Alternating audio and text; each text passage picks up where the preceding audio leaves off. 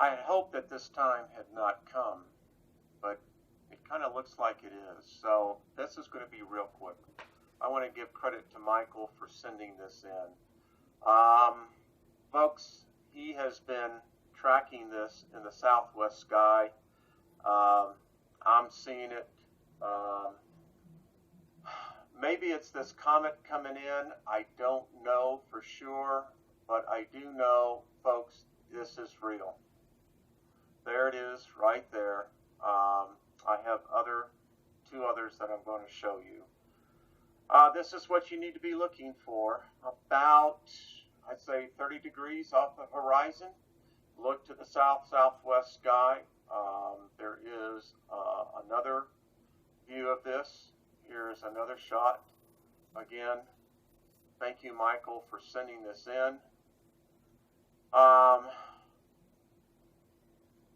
Same object. Again. What gets me on this one, folks, again, we'll get up here close, another one. Maybe it's the color shift, I don't know. Maybe it's the amount of red dust that's now beginning to encapsulate our planet. This is disturbing. You can see there's something off here. But I do believe our visitor may have arrived. Who has arrived? And who got the drop? Who's dropping in, Drop Nation? Is it Zeus? Is it Nibiru? Is it Jupiter? Is all that the same thing?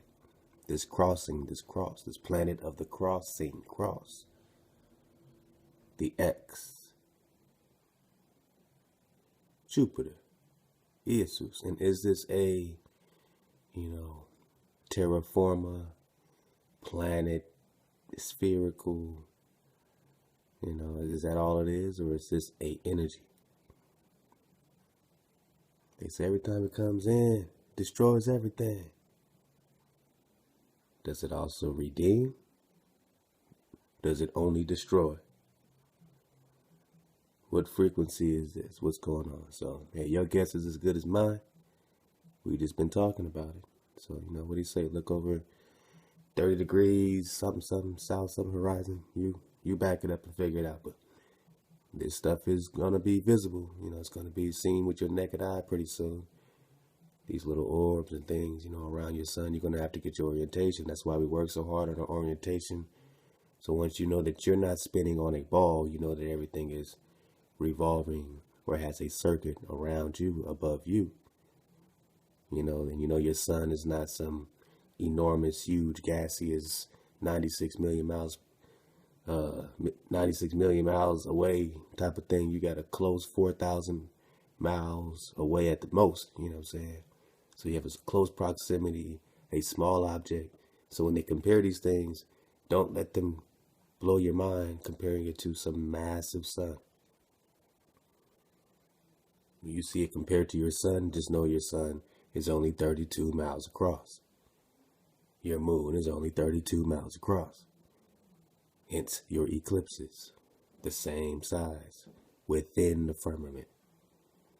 We have to keep saying it, keep understanding it, keep breaking it down, so we know what this stuff is. So we say, okay, this is not, that big, but it is something. And are these things energies? Are they angelic frequencies? You know what I'm saying? So these are all the things that we're going to have to try to figure out real quick. And get some resolution within ourselves, man. What is coming? What is arriving? I'll tell you what's arriving, man. We are going to snap it right back to let us find the truth. Kings to let us find the truth. I don't know what's up with the channel right now. I don't know if he is setting up a new situation, but definitely, I believe the site is still up when you go on our site. When you go on our site, you can always access Let Us Find the Truth. You know what I'm saying? I'm guessing all that's still going on. So we dropped this before, man. We dropped this before. And this is, again, heavily influenced by Let Us Find the Truth. This was back in July 5th. So, you know, I'm rewinding a couple of things that I think are pertinent as we, you know, keep flowing in our direction, getting our wave, feeling wavy. But certain things are really playing really fast. And it keeps making me kind of go back and rewatch things and, you know what I'm saying, reconfigure and see where we're at, because we're only putting this stuff together. So where are we today? And going back and getting this drop, man, I just got to say love to Let Us Find the Truth, man. You know what I'm saying? Love to Lex Will, man, who's pointed, you know, so many of these things out. And as these things connected to understanding the dumb Diversas prisoner of war situation that we are in, you know, this shit is not play. So we're just gonna belly flop into this. But you know, all the links are there. You click on them. Everything that says feature link, pull it up. All right. So this is what you should have up, man. Right now. This is what you should have up.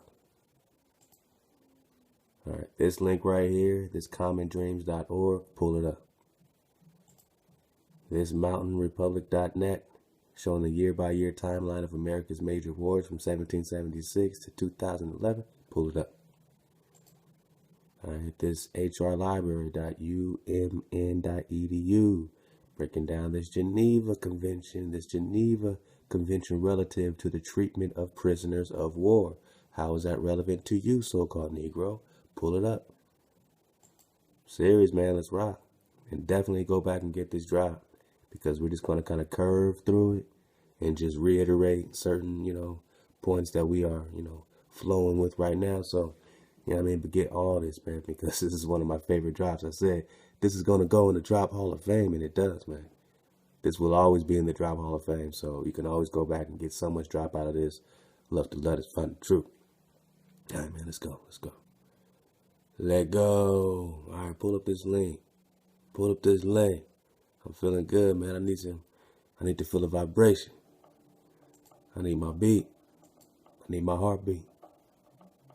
It's time to get going.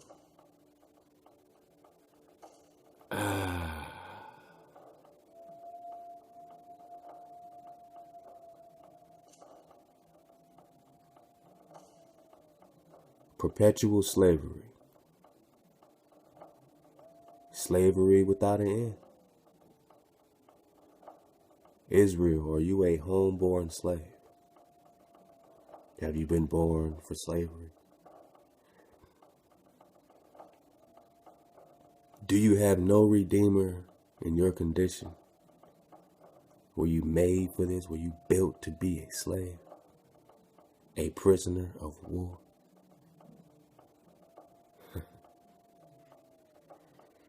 When we get into this Columbus and we understand, we comprehend, man, what was the first thing he did, man, was enslave the people, the inhabitants of the island that he arrived at.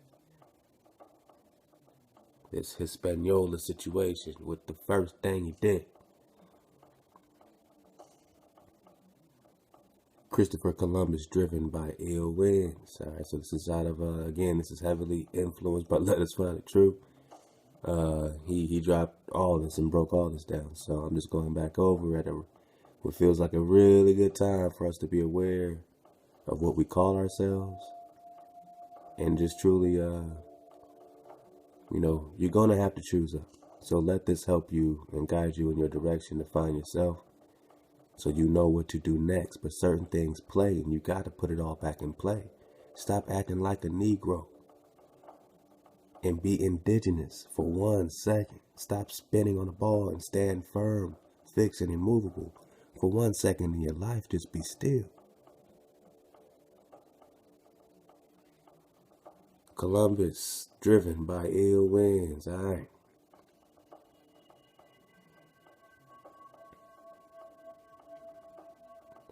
I like to read all the small print, man. So let's get this right here. Those 3 faithful ships led by Christopher Columbus carried not ambition and noble courage, but death and slavery again.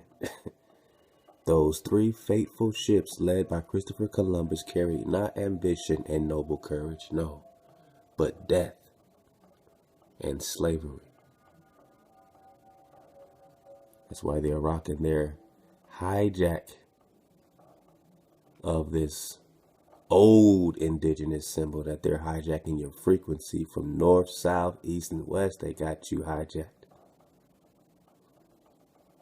But death and slavery is what they brought you, is what Columbus brought you. Not ambition. Oh, Columbus Day. He was ambitious because he gave us a new world. It plays to be you.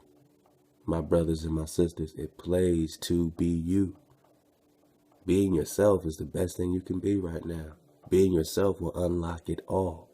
Being yourself will protect you and guide you to the Creator that created and protected you from the very beginning. Those 3 faithful ships led by Christopher Columbus carried not ambition and noble courage, but death and slavery. It is time to follow the advice of today's Native Americans and reject Columbus Day in favor of a Native Americans Day. All right, so this is their mission. All right, at commondreams.org. All Americans need to study and celebrate the heroic battles that pitted our first Americans and their African allies against those who would conquer and enslave them. As we know, there were many so-called Africans that were also enslaving us and selling us. So we're getting to the root. Love to the family, man. Love to everybody. You know what I'm saying? You already know. You already know, man. We move like giants.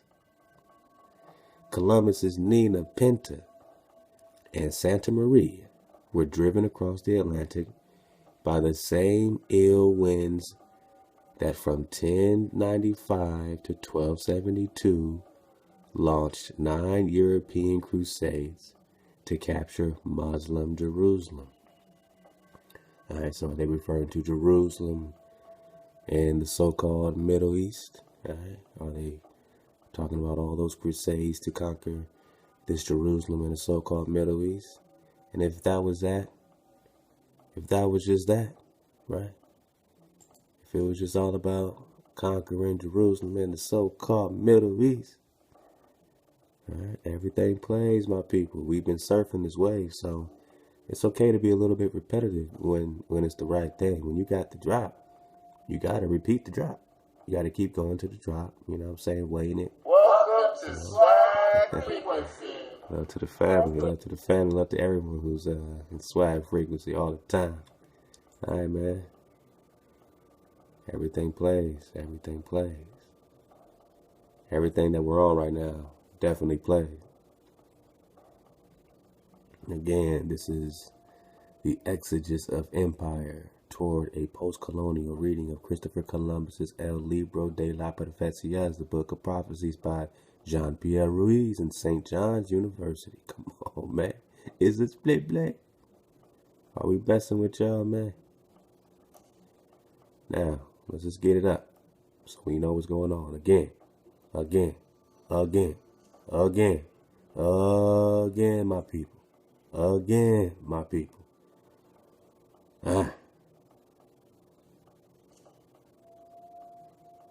While several important studies address the religious dimension of the conquest of the Americas,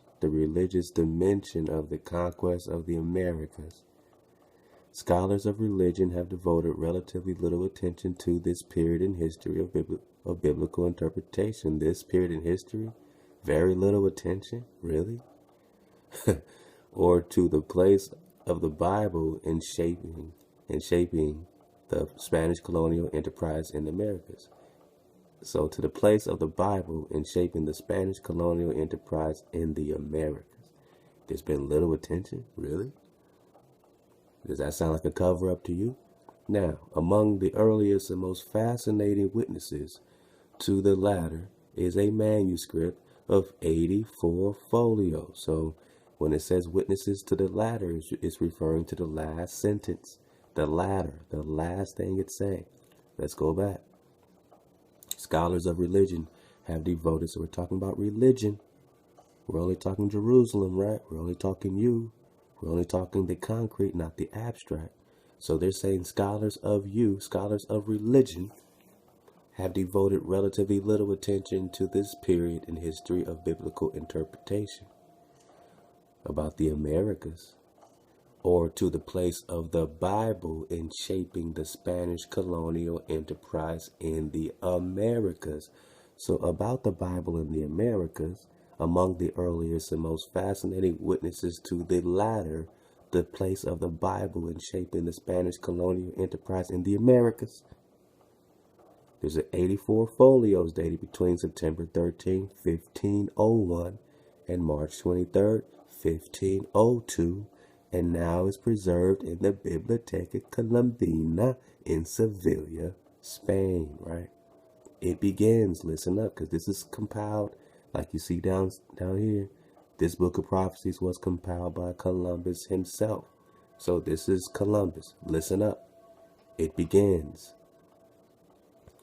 This is the beginning of the book, or collection of authorities, sayings, opinions, and prophecies concerning the need to recover the holy city and Mount Zion, the discovery and conversion of the islands of the Indies and of all peoples and nations for Ferdinand and Isabella, our Spanish rulers. So why is this a witness to the latter, the place of the Bible history regarding the shaping of the Spanish colonial, them conquering and invading you in the Americas? What does the invasion of the Spaniards in the Americas have to do with the Bible? This is the beginning of the book of a collection of authorities, saying opinions and prophecies concerning the need to recover the holy city and Mount Zion. And while we do that, the discovery and conversions of the islands of the Indies and all peoples and nations. Sounds familiar, right? Conversions of the islands of the Indies. These islands, Papal Bull, dumb Diversas. We weighing all and singular the premises and do meditation. They meditating on your ass, on your downfall, on whipping your ass. Do meditation, and noting that since we had formerly by other letters of ours granted among other things free and ample faculty to the aforesaid King Alfonso to invade, what else? Search out, what else? Capture, vanquish, and subdue all Saracens and pagans whatsoever. We're going to click on a little bit of the link with the, let us find the truth, breaking down Saracens, man, beautifully, Muslim, all that beautifully, and enemies of Christ wheresoever placed. So if they came and rode upon you, they considered you an enemy of Christ. So if they came to the Americas, they considered the people their enemies of Christ. Why would they be enemies of Christ if they were trying to recapture the holy city here? Could it be that these people only worship the Creator? Rule number 1 in the 10 Commandments, put no other God before me, put no other power before me. But now they come and say, no, you must come through this hijack. It's the sun. Worship the sun. Worship the sun. These people been worshiping the sun. Same object. Again. What gets me on this one, folks, again, get up here close. This is their son. This is their son. I said, this is their son, man. This is Jesus. Nibiru, planet of the crossing, is Jupiter, which is Zeus, Jupiter is Zeus, Zeus is Zeus is Jesus.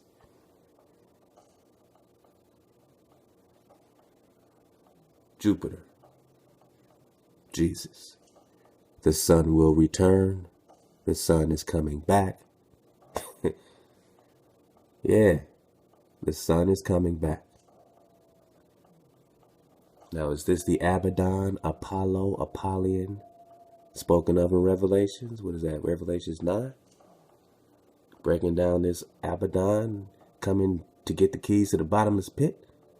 Like a star falling? Is this wormwood? Is this all the same thing? Is this Zeus? Is this Jesus? Is this Jupiter?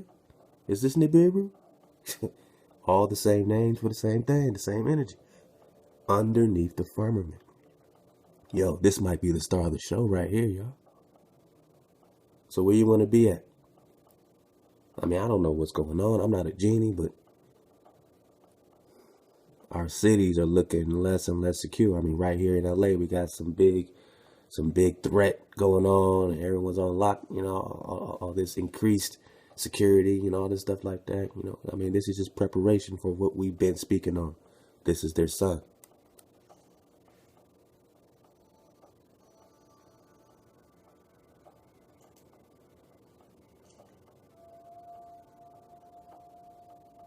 So we're just talking Jerusalem, right? We're just talking their need to recover the holy city and Mount Zion and discover and conversion of the islands. But no, I don't stop there, because Columbus, you know, continues, Reverend and very devoted Father, when I came here to Granada, all right, there's Granada and Granada, there's a Granada over here. I began to collect in a book excerpts from authoritative sources, authorities, right, that seems to me to refer to Jerusalem.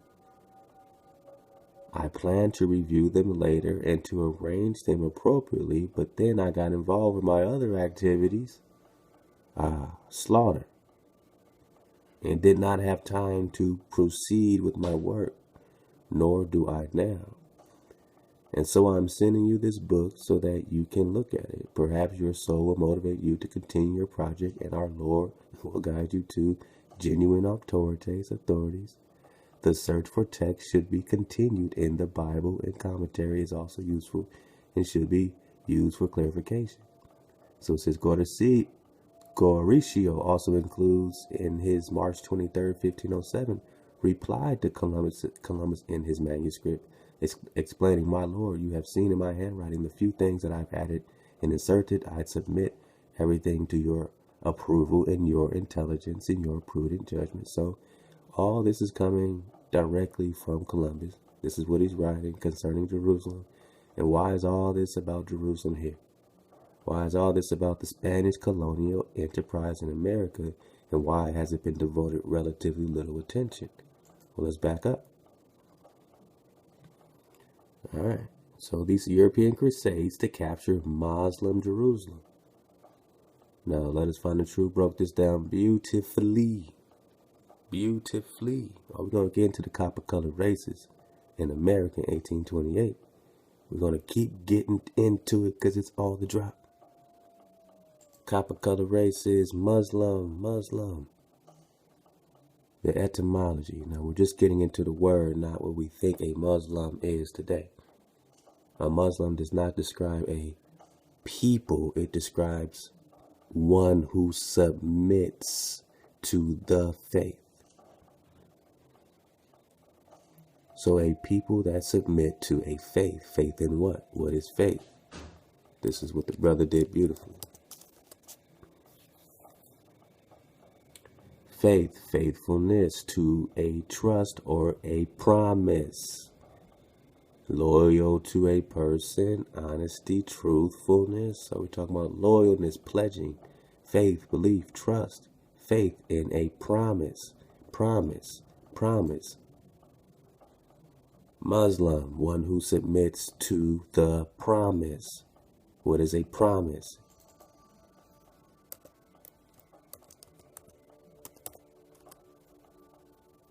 Promise, promising, promised land. Bang.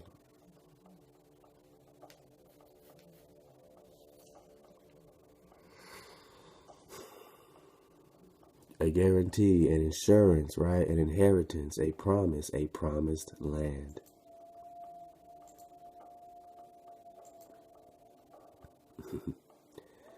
Muslim, one who submits to the promise of the promised land.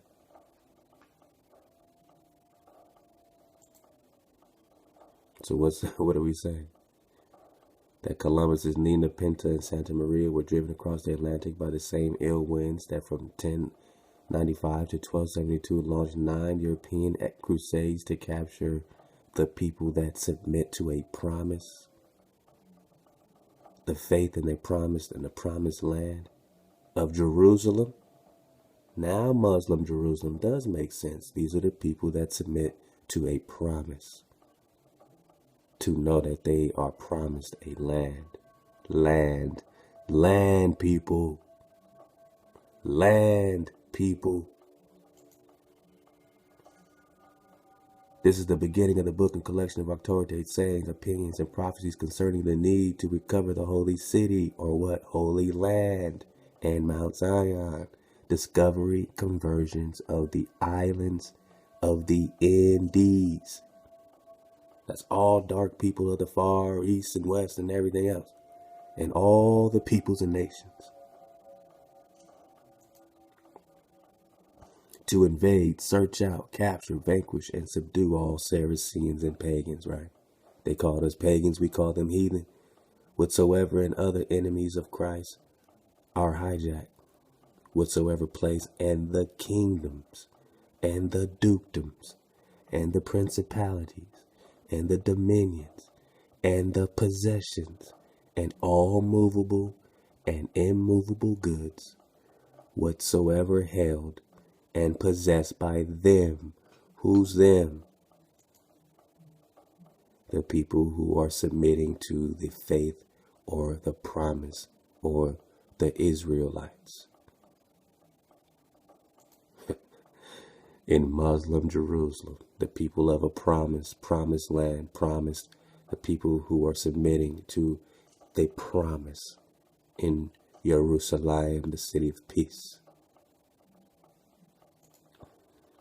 So we're going to invade them, take their kingdom down, take their promised land, their kingdom down. Columbus said, I'm coming to recover the holy city, seizing it, capturing the holy city and Mount Zion. We get right here, Columbus's own ships are driven by the same wind that went to capture this Muslim promised people of a promised Jerusalem. Defeated and humiliated, the invaders suffered staggering human losses, left royal treasures depleted, and convinced Christian leaders to only pay lip service to another tribe. Right? So they got their asses kicked, except for Christopher Columbus, born Christopher Cologne, their hero, right? Their stallion, right? This ambitious genius, craving adventure was given to religious mysticism, right? Because he's mystified about these people of a promise in the promised land. I mean, he wants to recapture the holy city in Mount Zion, right? And the people of the Indies. So he's mystified by these people of the Indies. Remember Prester John of the 3 Indias, to the point he accepted God's personal command to free the Holy Land. So what's Columbus going to do here to free the Holy Land? Kill, slaughter.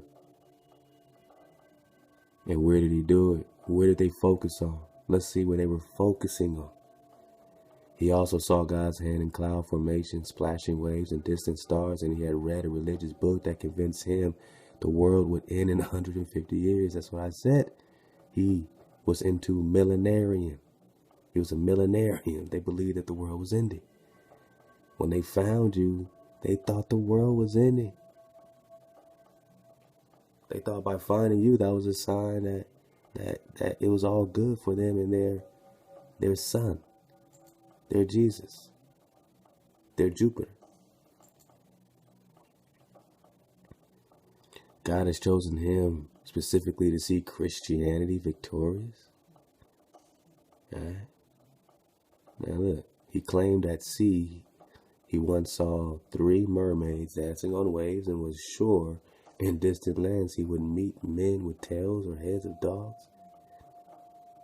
He would follow his command to convert or destroy Muslims, Jews, and other non-believers in their Christ, Christos, Krishna, Brahma. Columbus's earliest sea experiences were as a youth serving Portuguese slave trade ships. Alright. So with enough slaves and gold, lowly Columbus could finally end the infidel grip on Holy Land. Weeks after his 1942 landing in the Americas, Columbus thought he found a large enough supply of gold and slaves to persuade the Christian sovereigns within 3 years that they would undertake and prepare to go and conquer the holy places. Pope Urban II had launched the first crusade 400 years before. He hoped the current pope would ask him to lead 50,000 foot soldiers and 5,000 horsemen to march on Jerusalem. He never abandoned his hope.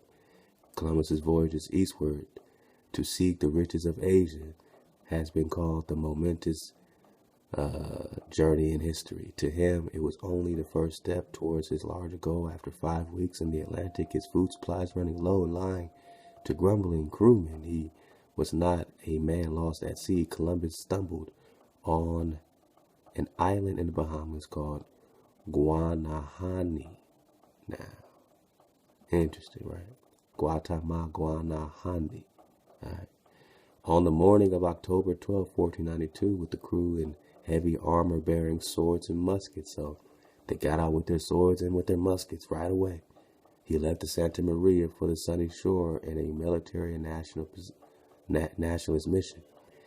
He planted Spain's flag in the soil, took possession of the said island for the king and queen, and renamed it San Salvador.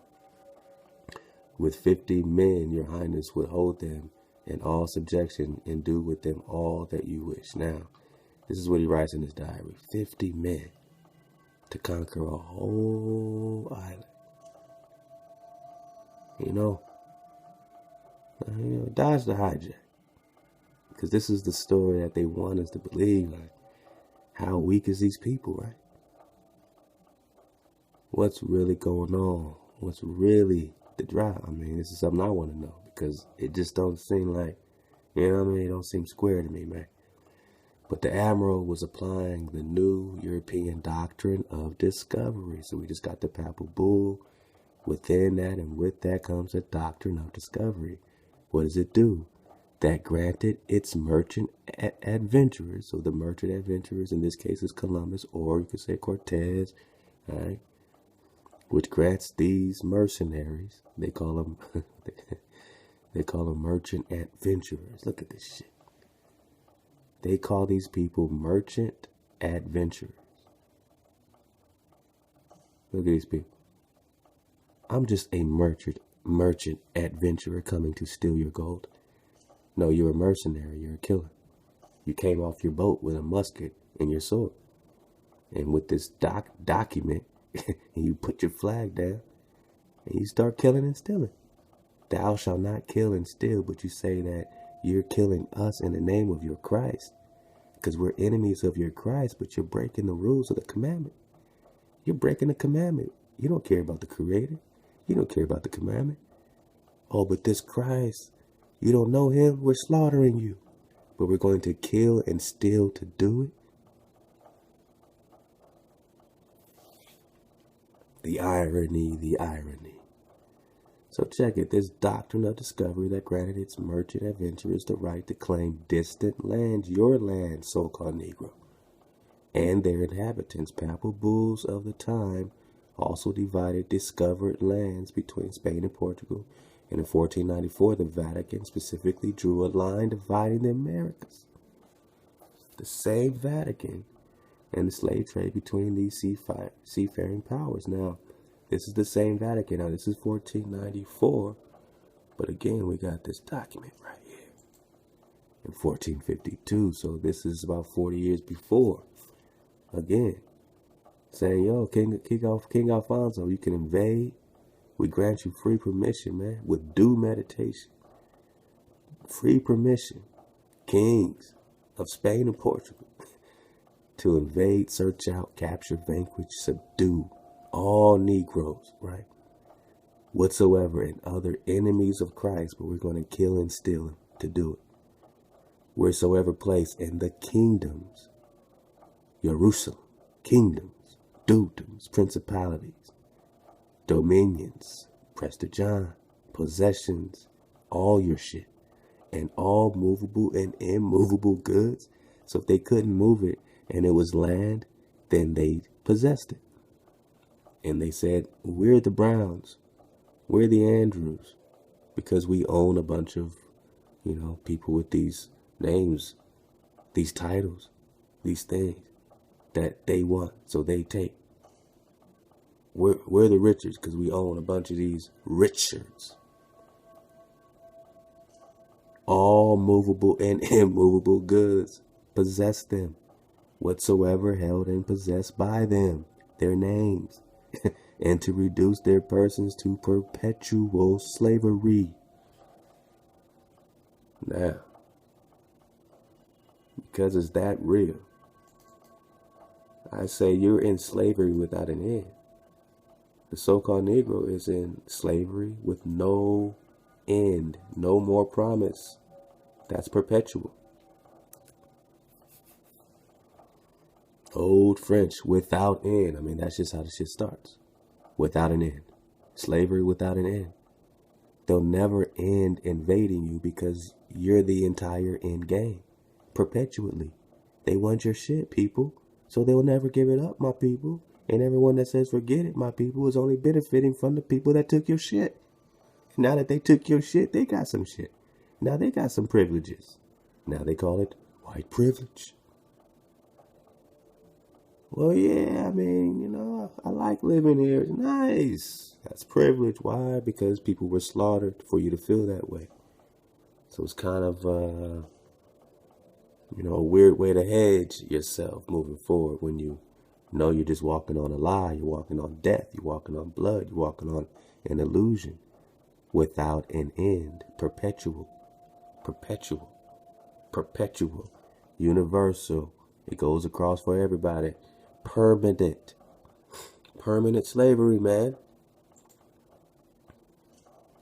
Take their possessions, their kingdoms, their movable, immovable goods whatsoever held, possessed by them, and reduce their persons to perpetual, permanent, without an end slavery, and to apply and appropriate to themselves, the invaders, and the successors of the invaders, the kingdoms, dukedoms, counties, principalities, dominions, possessions, and goods that they took from you. So you wake up one day, you're in your house, but someone else says it's my house. Because my dad said it belonged to me because of this document called the Papal, Diversas. And the Pope said it's mine, so it's mine. You saying, this is my mother. I don't know. Who are you talking about? Who are you talking about? How does the Pope take away land that the Creator gave me? Is the Pope the Creator? Did the Pope create this land so he cannot give it and he cannot take it away? Only by force, and convert them to his or her use and profit. That's slavery. That's perpetual slavery. That's chattel slavery. Negro. And to convert them to his or their use and profit by having secured the said faculty, the said King Alfonso, or his authority, the aforesaid Infante, justly and so-called lawfully, has acquired and possessed. Did they lawfully acquire and possess you and all your shit that they found here?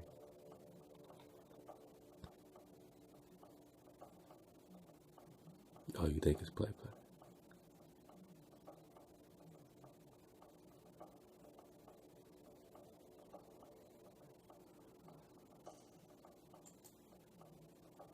Did they lawfully acquire and possess all your shit, so-called Negro? Look at it. I want you to look at this with due meditation, just like they had due meditation when they plotted against you. Now, it's just a simple little map of Virginia and Florida, you know. Look at that. And this is just what they're saying. These are the indigenous people in Virginia, Florida, you know. Look at you just bathing in the water and enjoying sort of a Adam and Eve-like situation. Is this why Columbus said that, according to Horace Butler, when rocks cry out, that Columbus said that the Orinoco River in South America was connected and flowed out of paradise, Eden? Why are they connecting Eden to this place? Does it look like Eden would be here?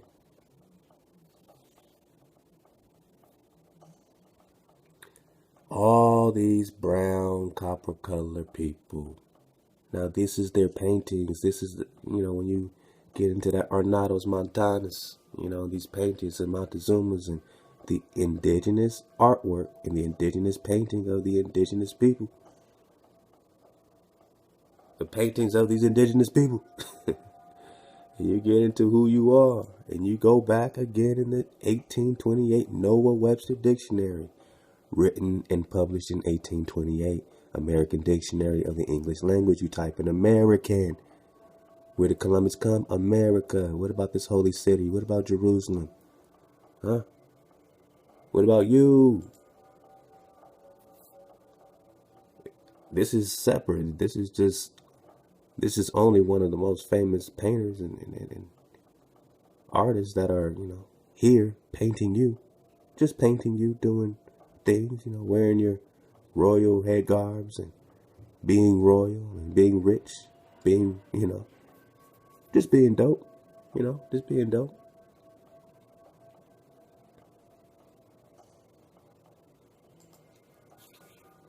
A native of America. That's the definition of American. Oh, okay, a native of America.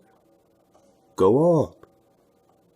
Originally applied to the Aboriginals. Really? They were called American? It was applied to them? Or copper color races. Americans. Ame'ricans.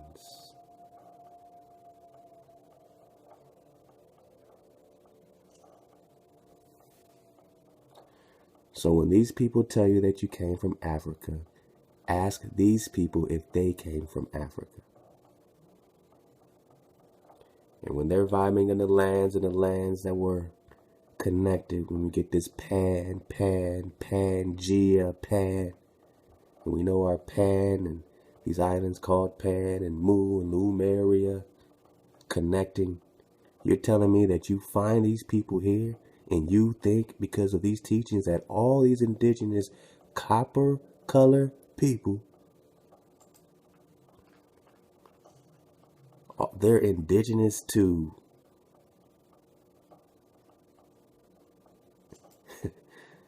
just Africa? Are y'all seeing how silly this shit is?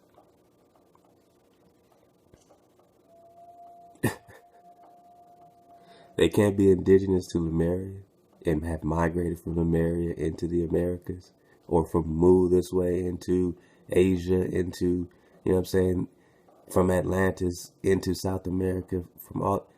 You don't understand all the sunken continents by now? So now that we understand, now that we get it, we understand that when they're migrating many of these times. It's a decent theory to say that they're coming from these sunken islands, these lands that are no more. Now you have us coming from these lands. You even have your enemy possibly coming from some of these sunken territory. But don't say all these people come from this little place, because that leaves everything else wide open for them to explore and do what? Possess and put those people in perpetual slavery, and to apply and appropriate to himself and his successors the kingdoms, dukedoms, counties, principalities, dominions, possessions, and goods, and convert them to his their use and profit. In 1493, Alexander VI issued the bull In Terra Quietera, stating one Christian nation did not have the right to establish dominion over lands possessed and dominated by other Christian nations. All they had to do is convert to their God. Now, together the dumb Diversas, the Roman pontifex, and the Catera came to serve as the basis Negro, the basis so-called Negro, copper colored race, the basis for whose takedown? The basis, perpetual without an end, the basis.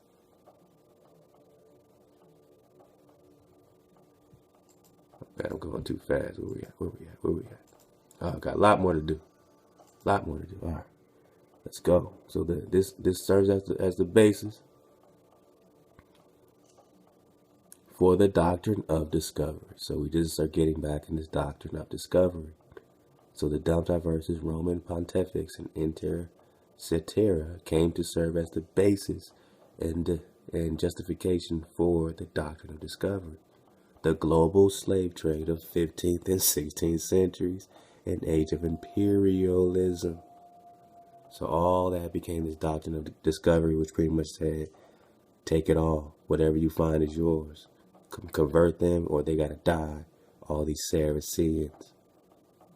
Oh man, we're gonna get into these Saracens, man.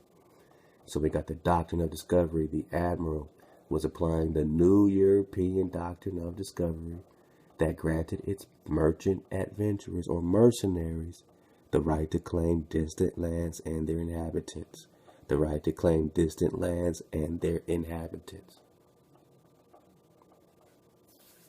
The right to claim distant lands or the copper color races found here by the Europeans, but now the term American is applied to the descendants of the invaders, Europeans, born in America. So if you're an invader and your children are born here, they're now taking your title. Because the Pope just said that,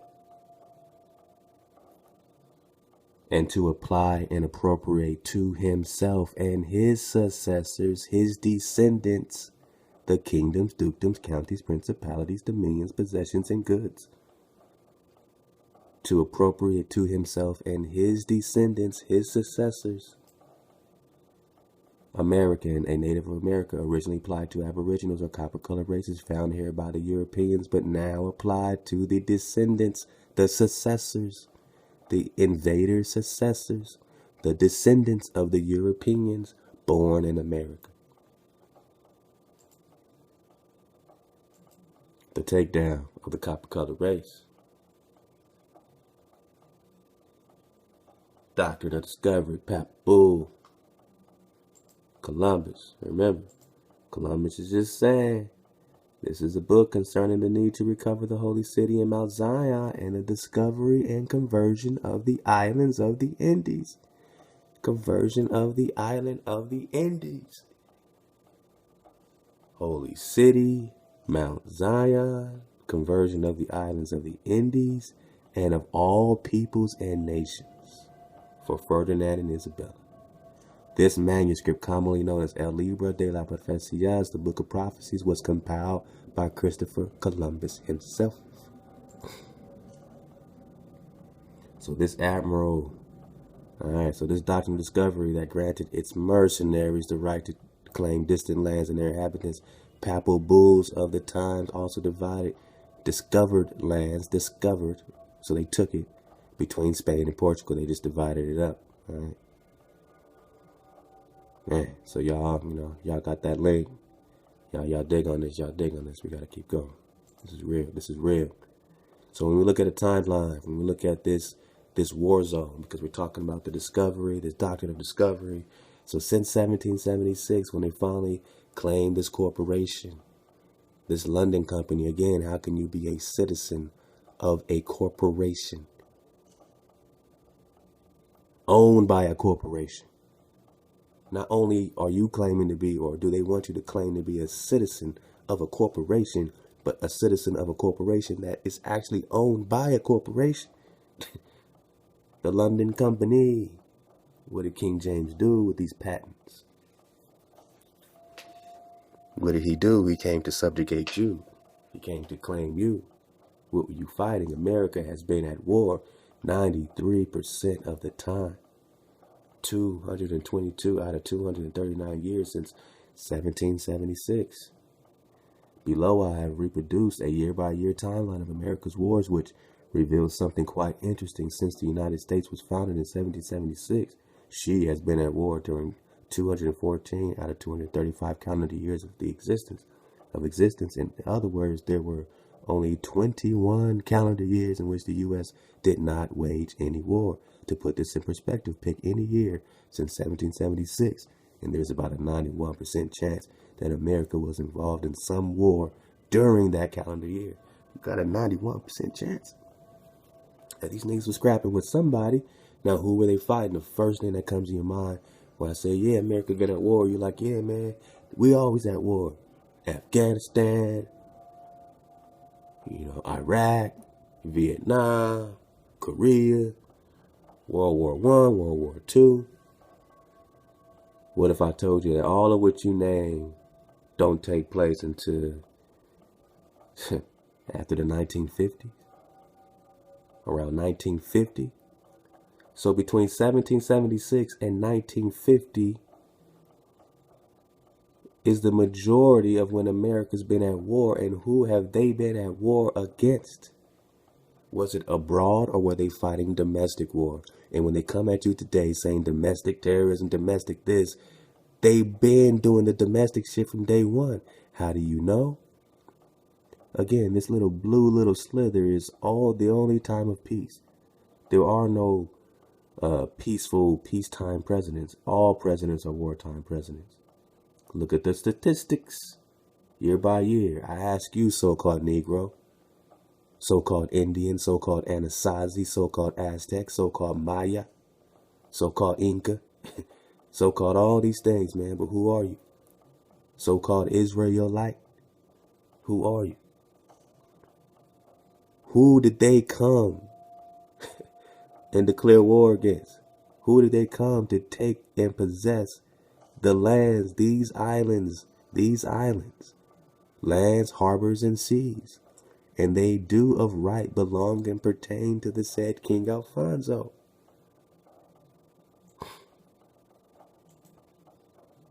So this is what they came to take. Now, when you dig the 1400s to 1500s, now you have this corporation breaking off, saying, yeah, we're going to break off from these, believe it or not, melanated rulers of Europe that were pulling all the strings and probably still are pulling all the strings. Who's that 1% of niggas that is rich as a motherfucker that you never see? Who's making the treaties and getting away slick? Who's that 1%, man? They probably look just like you because they were ruling Europe. Year by year timeline of America's major wars. All right, so 1776 to 2001, let's go. 1776.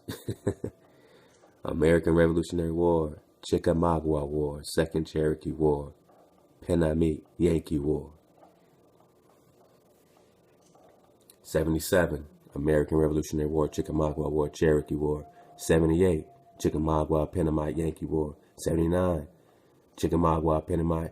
Do you see a pattern forming? So-called Indian? Do you see a pattern forming, or does a picture, speak 1,000 words?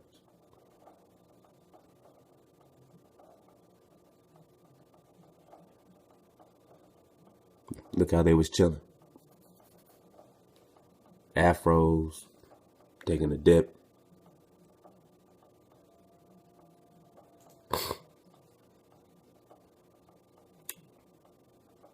A native of America applied to the originals, aboriginals, right? Copper color races found here by the European.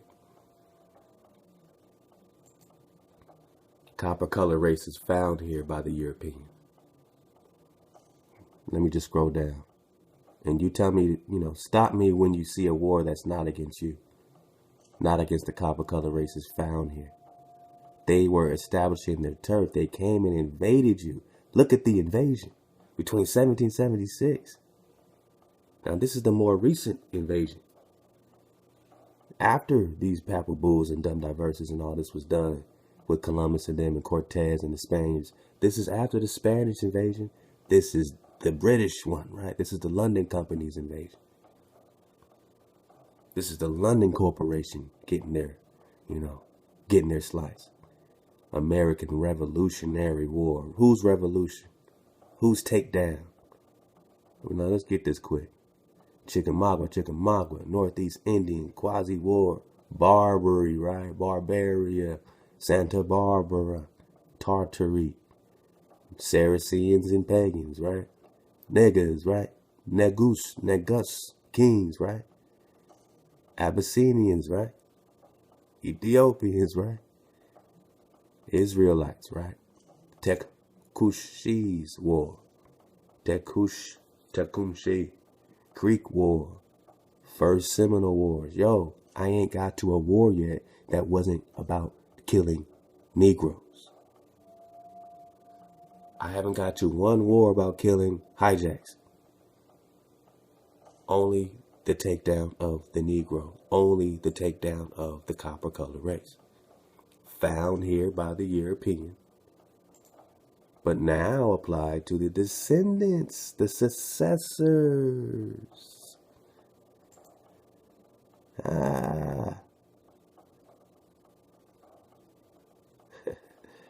Just feel lawfully acquired, possessed, and does possess these islands, lands, harbors, and seas, and they do of right belong and pertain to the said King Alfonso and his successors, to appropriate to himself and to his successors the kingdoms.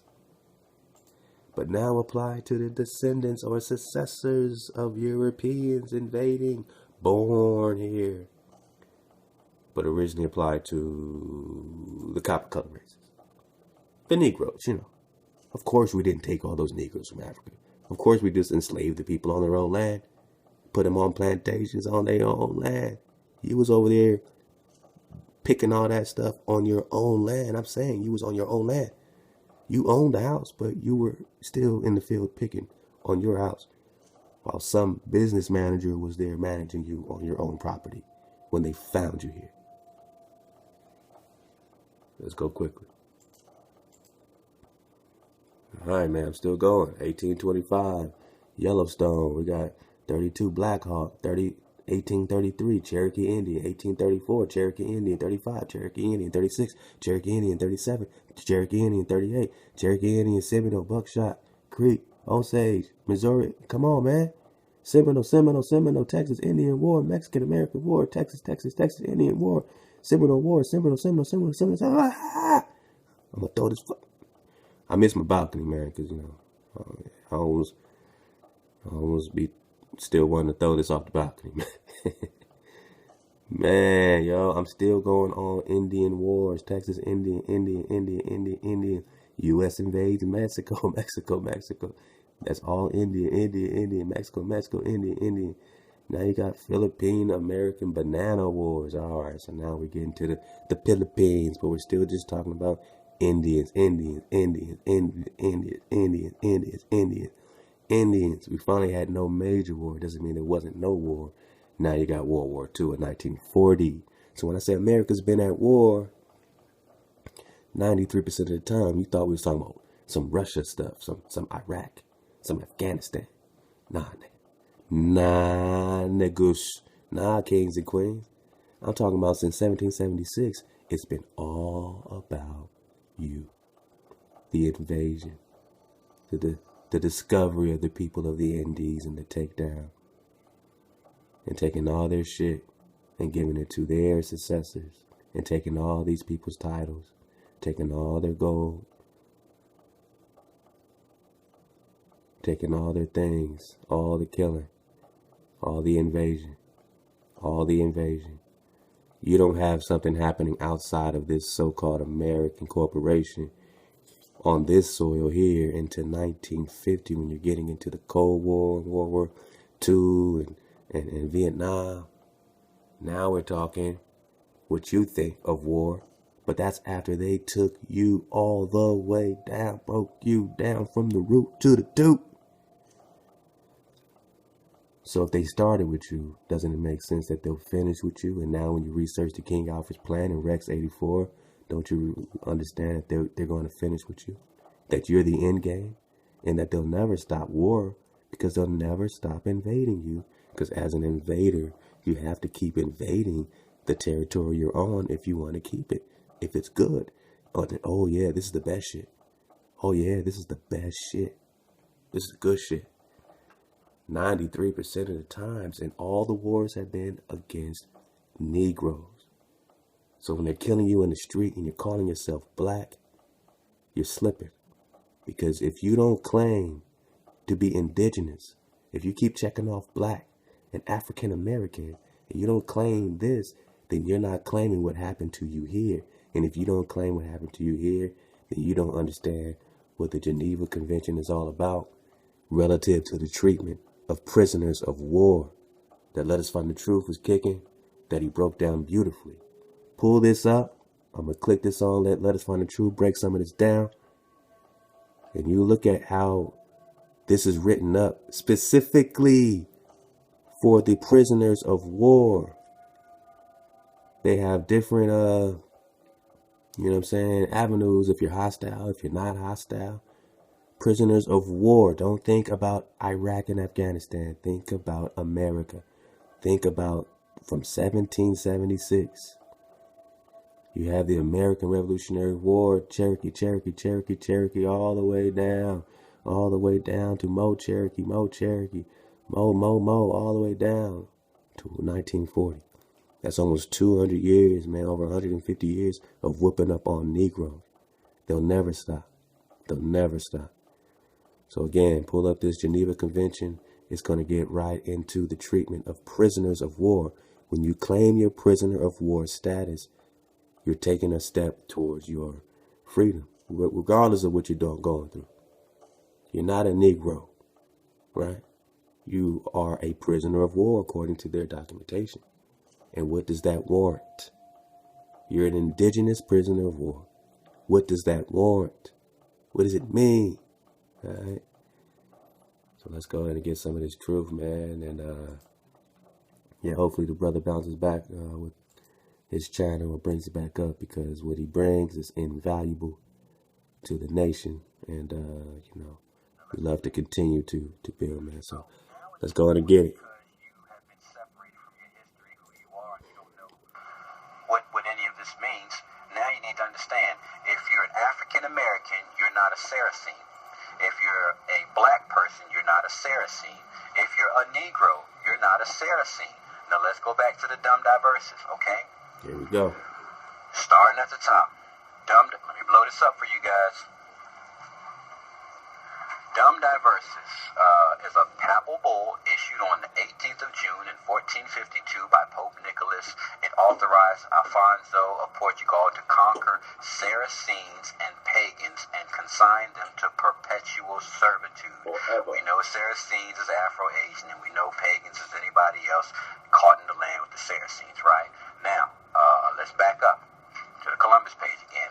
Columbus, Nina Pinta, and Santa Maria were driven across the Atlantic by the same ill winds that from 1095 to 1272 launched 9 European crusades to capture the people of the covenant in Jerusalem. Defeated and humiliated the invaders,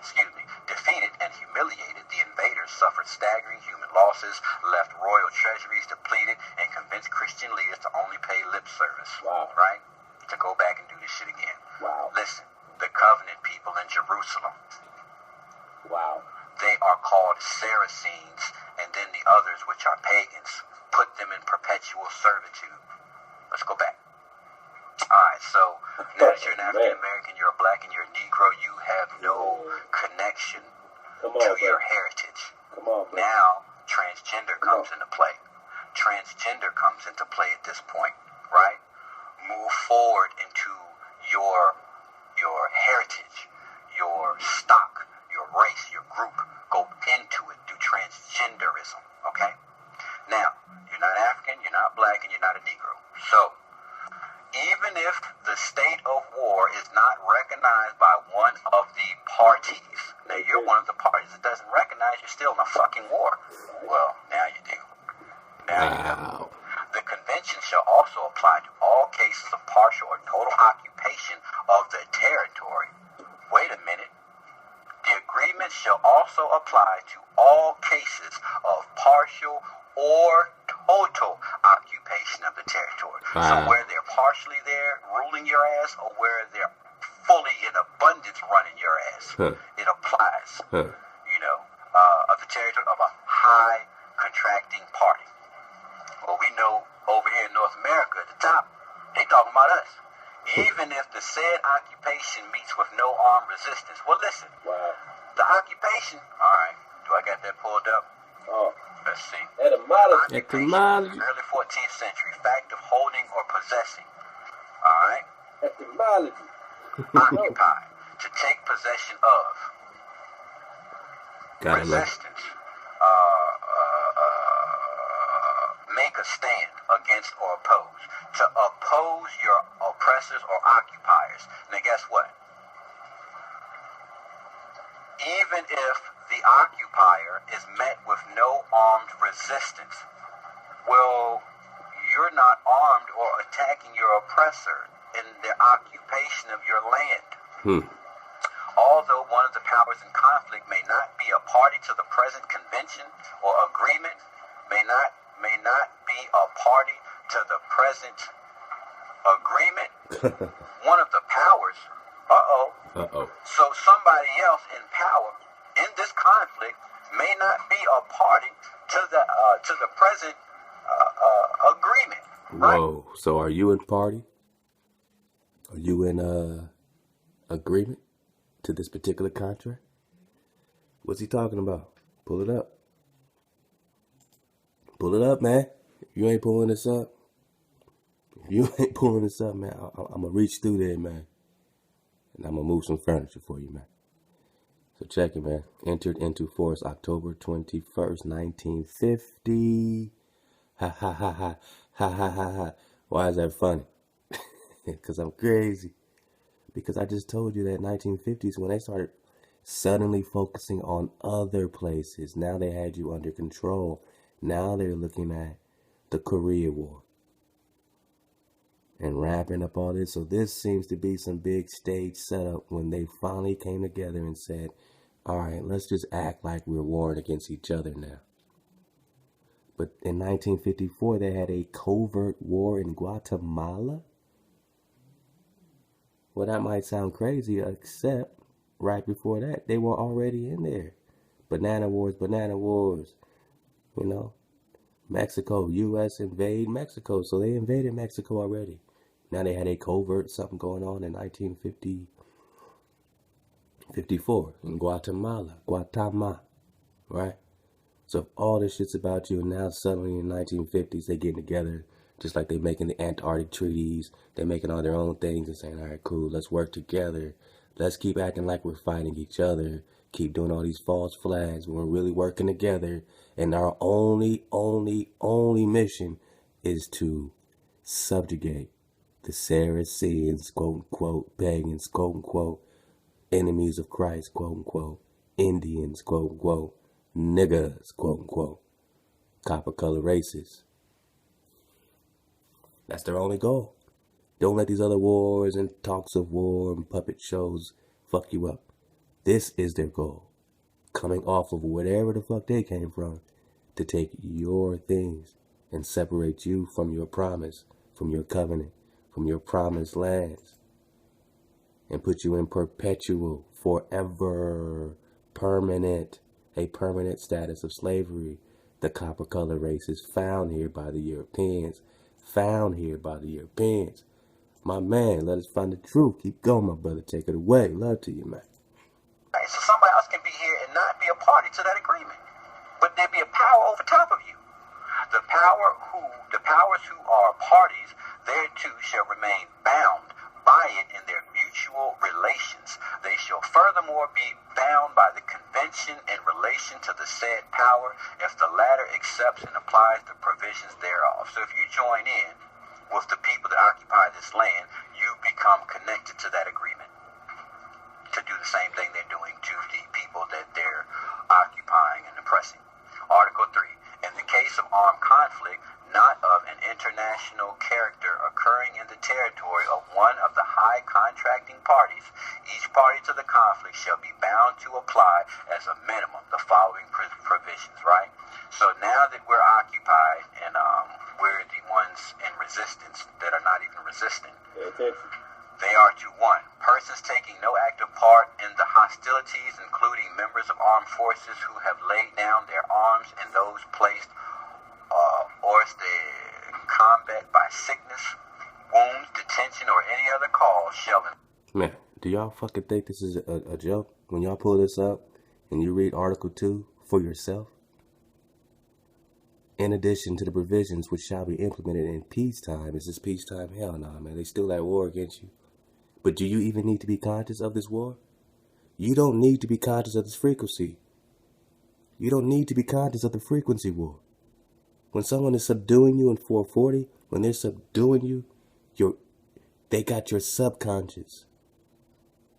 That's what the sorcery and the spells and the English language and all the vibration shit is all about. They got your subconscious. They got you thinking peace when it's war. It's a frequency war. But does the other party need to be conscious of the contract, of the war, the frequency that's being imposed, that they're being subjugated with, this thought frequency?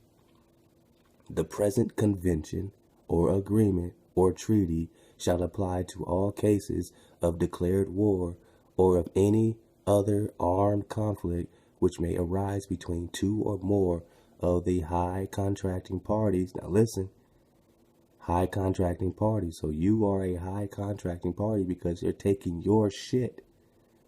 But do you need to be conscious of this frequency war? Even if the state of war is not recognized by one of them. Even if the state of war, the frequency war, so you knew they were warring against you when they were physically doing it. But now, even if the state of war is not even recognized by one of them, this shit is still going forward. That is finally Drew got the drop, man. Take it away. All circumstances be treated humanely. Wait a minute. They did what? When Abraham Lincoln tried to set you free, right? What did they do? They said, we'll do the Emancipation Proclamation. Huh? Now understand, you are the resistance that's no longer armed because they put you down and took your history away from you. So now you're the resistance that's no longer resisting. So what are they going to do? Because they're still at fucking war. It's never ended. They're still at war. If they ever come out of war, we're not going to talk about that yet. Let's just talk about this. They're still at war. They're at war. So they're occupying this land at war. Okay? So now the Emancipation Proclamation comes out so that you can be treated humanely. Right? Now you're not black, you're not an African American, and you're not even a freaking Negro. Okay? That's what they laid on you to trick your ass into believing that you're no longer the aboriginal who has been occupied. Come on now. So now the Emancipation Proclamation comes out and you're being treated humanely without any adverse distinction founded on a race, color, religion, or faith, sex, birth, or wealth, or any of the similar criteria. Now, this is where they fucked up. This is where they fucked up. Now, they treat you humane. They do treat you humanely. So technically, you know, they give you the right to work. They give you the right to live. They give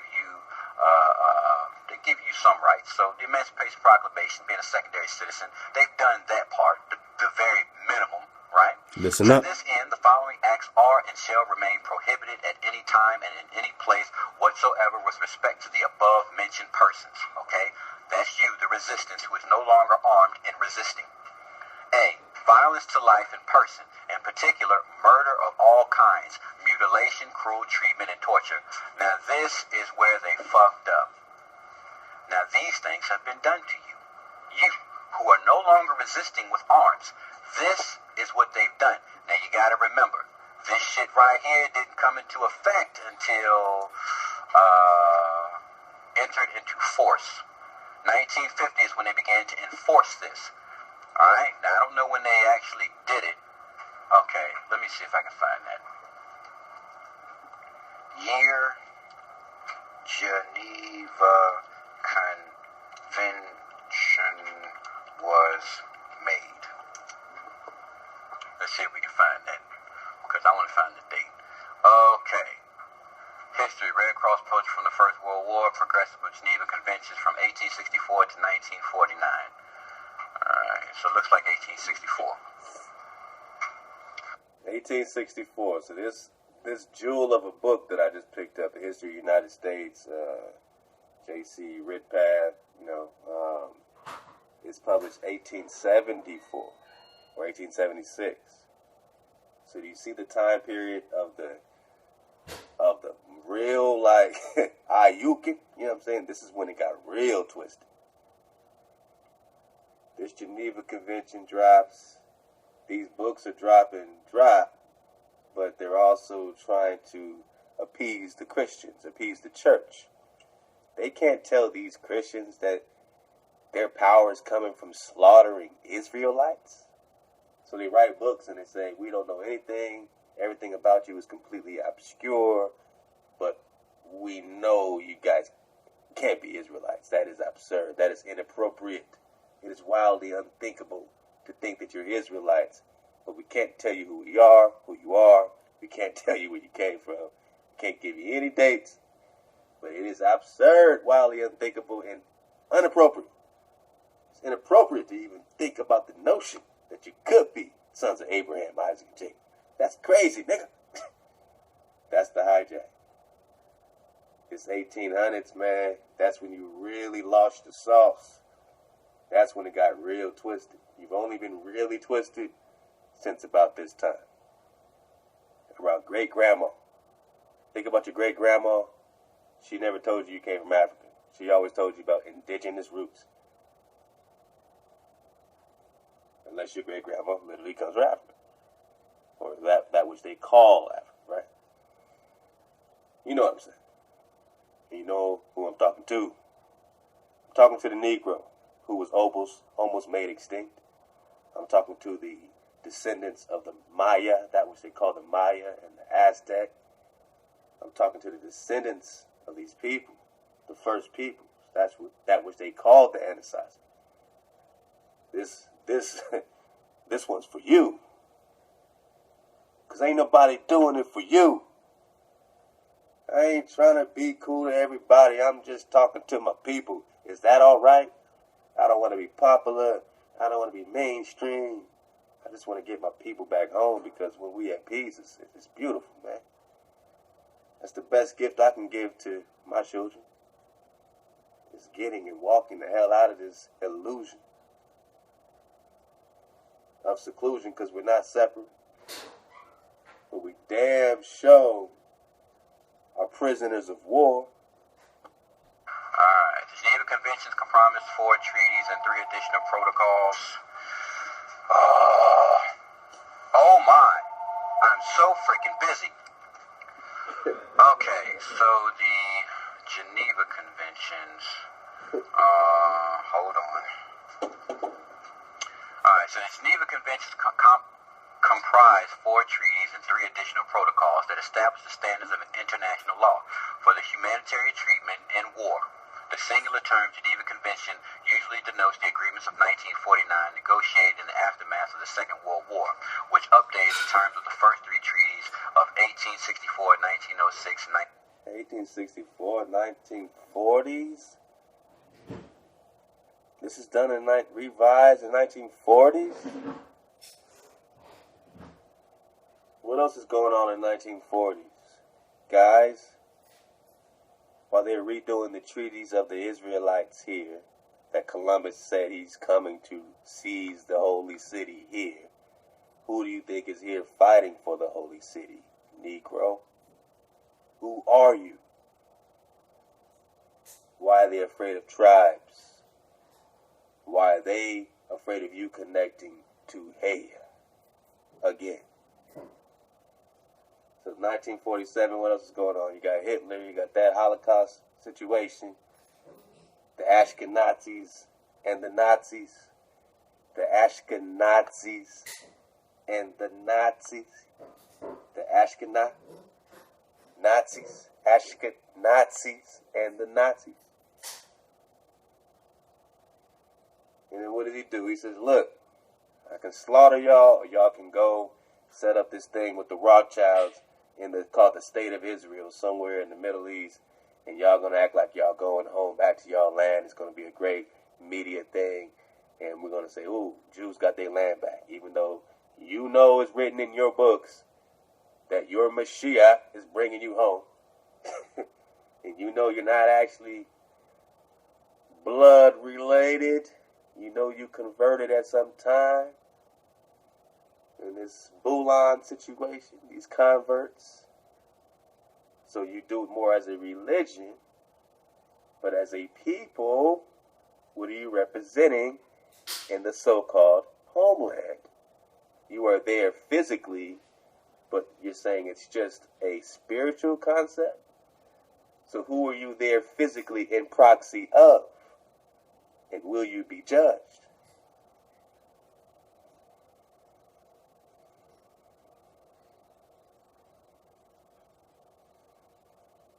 What's going on in the 40s with the Geneva Convention? Holocaust, 1947, the State of Israel, Geneva Convention against the real Israelites. See, they have formed a confederacy against you. They've been at war against you the whole time. They had to drop the whole time. Now, who got the drop? 1829 and added a fourth. The Geneva Convention extensively defined the basic rights of wartime prisoners, civilians, and military personnel. Now understand this. Since the Bull Papacy, right, you have been a wartime prisoner. Since they conquered this land, began to occupy it.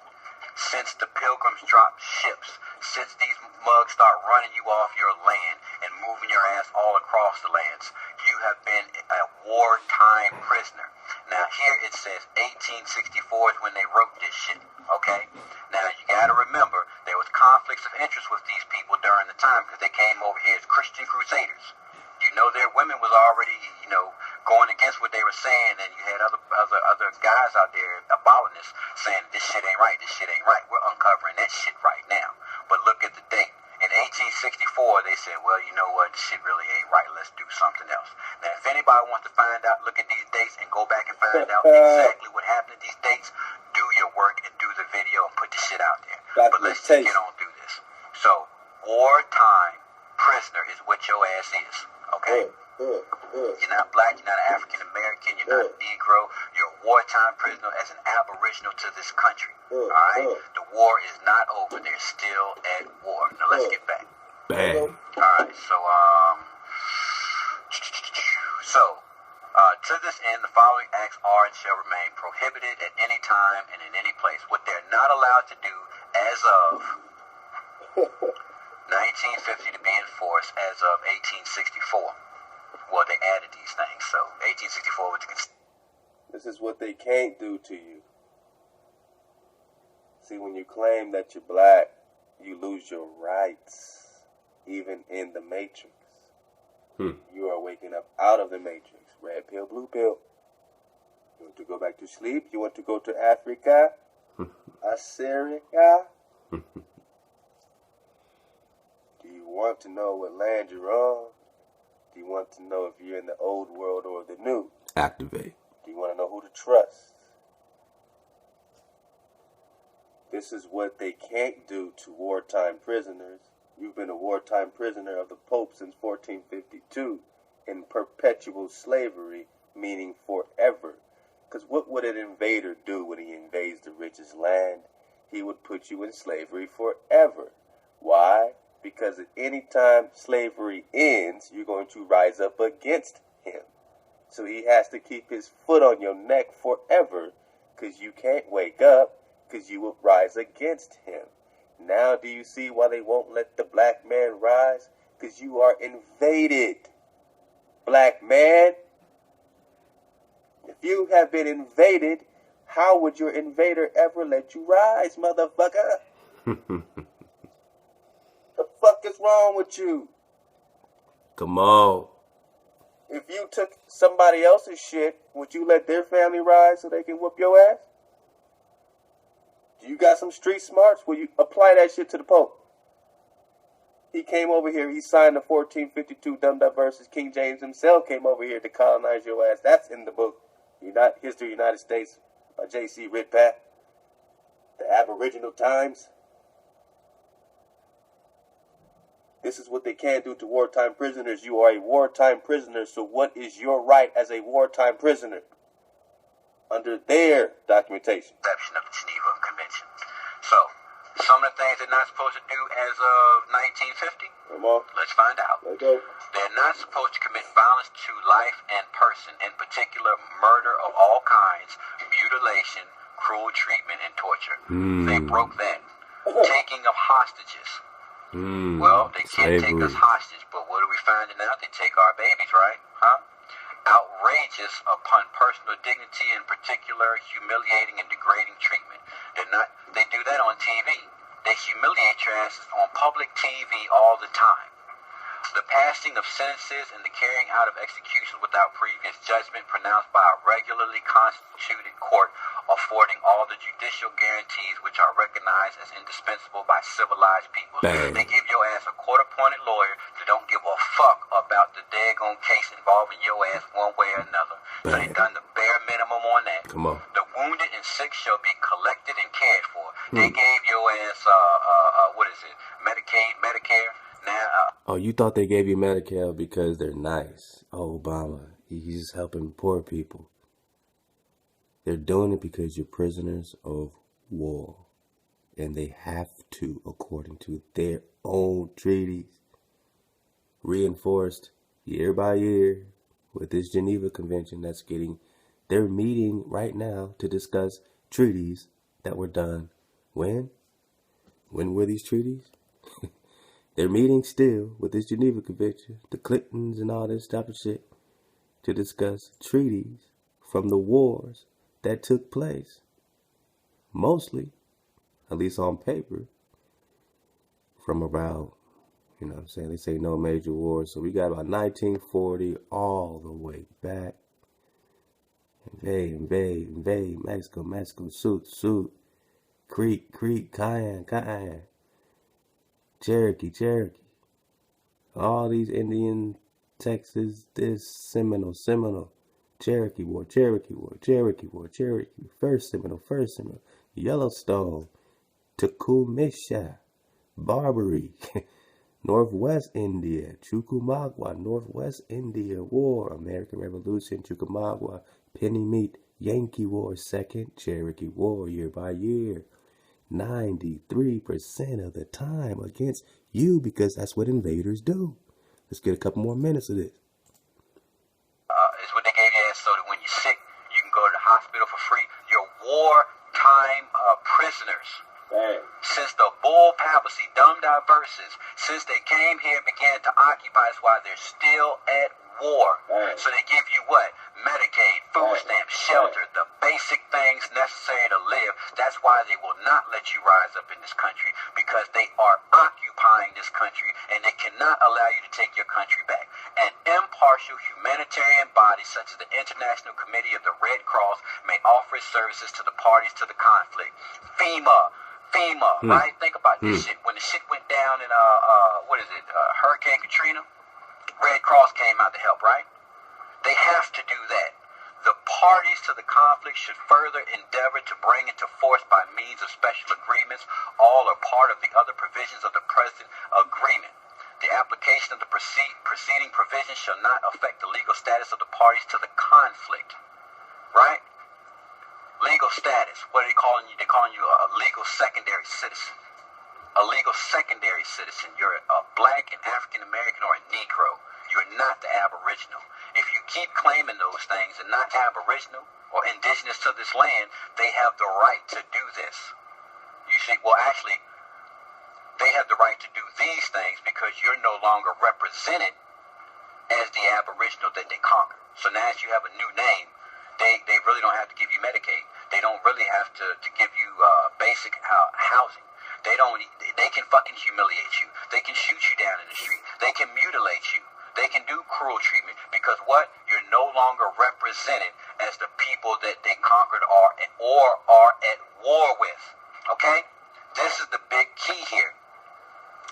Once you have claimed something that you're not, then they can say, well, they're not a wartime prisoner anymore. These people are from Africa. Listen up. They're second-class citizens. They're from Africa. These laws don't abide by them. Again, in 1864, this shit was created, okay? In 1950, they began to enforce it. Now, if you call yourself an African-American and no longer the indigenous to this land or the Aboriginal, they have the right to ignore this shit because you're no longer classified under this. Your title has been changed. So you're no longer the prisoner of war. You're just a fucking monkey that fell out of a fucking tree. We don't give a fuck about them. Let them kill themselves. You understand what they did? Put them in fucking ghettos. We don't give a fuck. They're nobody. And they made you foreigners on your own land. They gave you foreign titles. They took your indigenous titles. They gave you foreign titles. They made you the foreigners on your own land. Now they don't have to give a shit.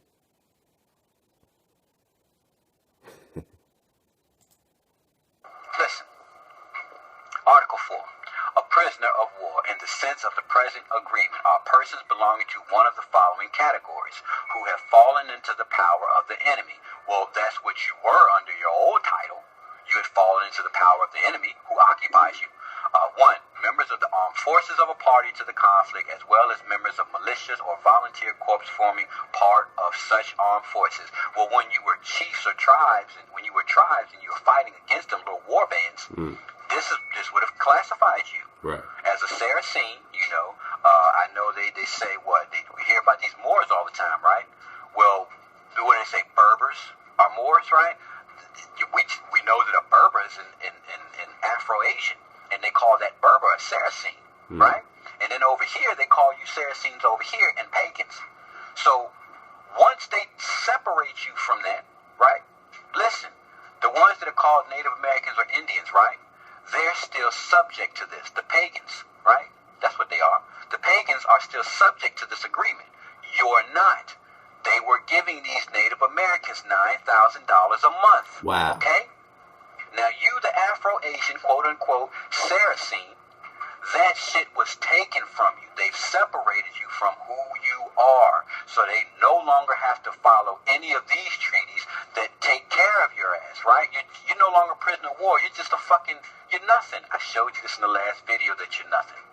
I'm nothing. We're nothing as long as we're under these titles. The Native American, okay, he gets, the ones under the agreement, they would get $9,000 a month. I don't want to hear this shit, you're on a reservation and we don't get shit. I don't want to hear that shit. We can go actually talk to these people, go find a real Native American. Man. This ain't no hard shit.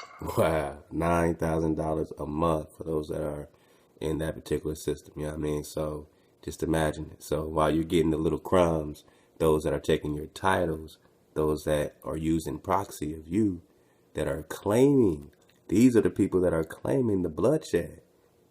Are you afraid, or are we so fearful when we know that this has been war against us at least 93% of the time out of these 239 years, and we know it goes back before that to the 1400s and the Cortez situation, but this is just the recent shit. India,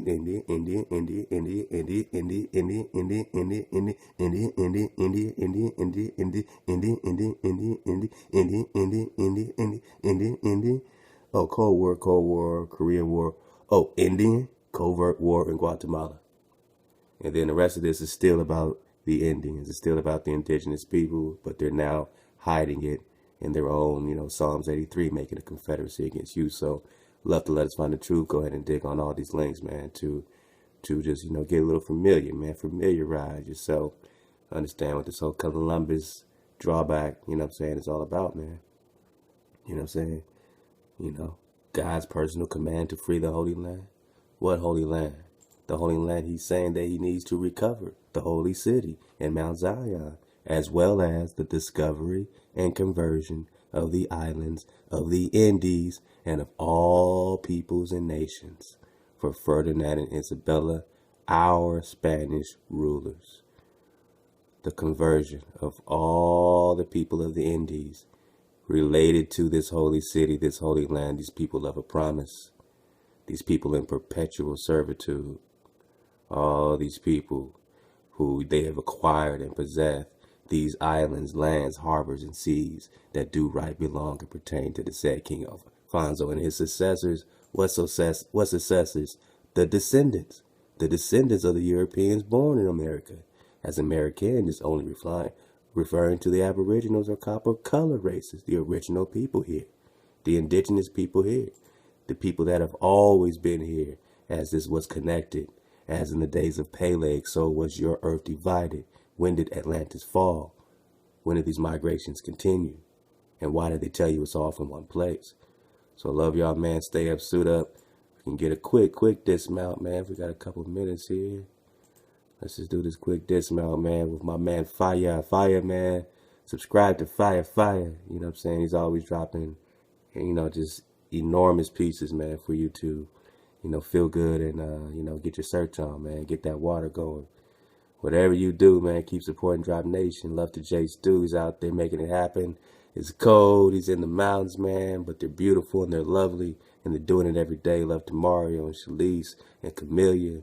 Our sister Vanessa Perkins, all the families connecting with them. Please keep connecting and please keep donating, supporting the Drop, supporting Jay Stu. You already know.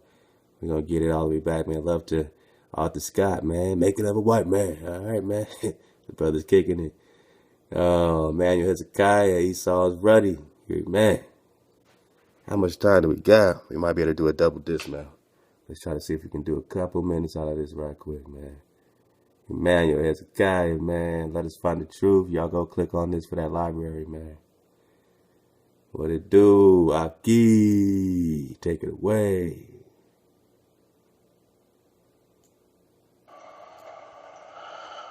What's going on, family? As King Drop would say, peace and power. Peace and power, he got me bro. saying that. Shout out to King Drop. Yeah, hey. Shout out to Hiram Mark. Hey. Shout outs to Lex Will. Hey. Get into the root of it all. Hey. Shaman. Hey. Right? Come on. Y'all go check those brothers out. They're always dropping information. You know what I mean? Like that raw information. You know what I mean? Shit to make you sit back and just think. Right? Hey. All praise correct. I want to get into Esau, right? This been something that I've personally seen, been coming out a lot lately. Is Esau our brother or is he the white man? I've also had so-called white people hit me up, and straight out ask me, why do they consider us Esau, right? Because it's confusing to them, and I can understand why, right? When there are twins that's born, right? It's from my research at least, it's next to impossible for one to come out a specific way and then another to just come out completely different. Now, when I say completely different, I'm talking about no similar features, right? Because, of course, in complexion, you can come out different, right?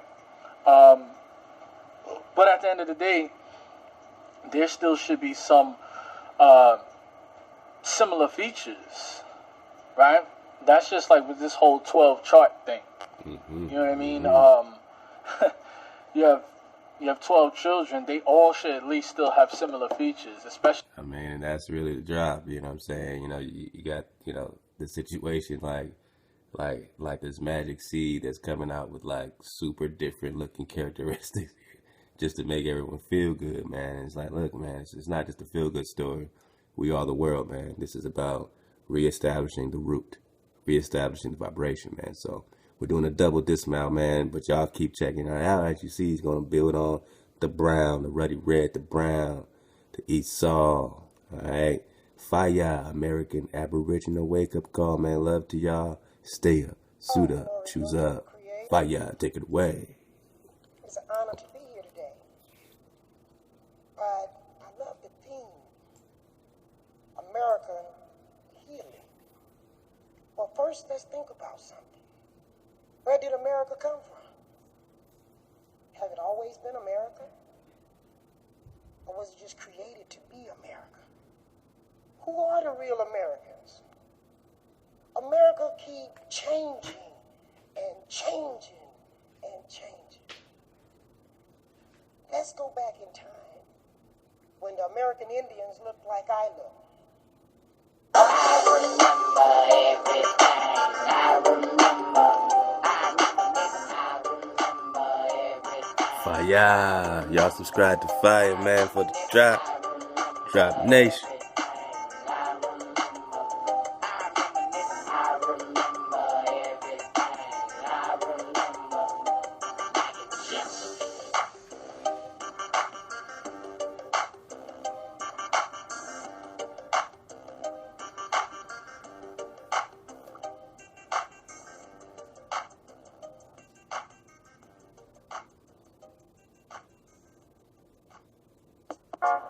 This one dedicated to all the people them what's up all over the world. Lord of mercy, Lord. Now it a ring, in a me ears it a ring, in a me ears it a ring. Now each and every day we hear more people crying. Cannot feed the elders, cannot feed the suckling. Me father can't buy a Benz, keep me head is hurting. Now living in Jamaica is a wonderful thing. Not the food and water when the sun is shining. But all over the world people is suffering. They don't know where to turn to make a living. Ambitious like we way up in the hustling. We not turn a people prepare to some selling. Sell out of them more than buy a but we still a try a thing. Now it a ring. In our ears it a ring, it a ring. In our ears it a ring. Don't be hold the microphone and like I can safety pin. You to play with that picture, I go charge you for sin. We got to be conscious in this world we living in. Some boy nowadays man them fall off a shin. I'm married to them girl and give her pretty red wing. And when the wedding done and them not have no farthing, it a ring. In our ears it a ring, it a ring. In our ears it a ring. Children must go to school to do some learning. Stop waste time about you is calling. Go to school and man and see what you can win. Like Michael McCallum come up in a boxing. Early Atishi come up in a running. Papa Jam me him in a producing. You know that Canto Irie him in a entertaining. And Daddy Drumming in a entertaining. Junior Reader and Pint in a entertaining. It a ring. In our ears it a ring, it a ring. In our ears it a ring. Now each and every day we hear more people crying. Cannot be the elders, cannot be the suckling. Me father can't buy a Benz, keep me head is hurting. But living in Jamaica is a wonderful thing. Not the food and water when the sun is shining.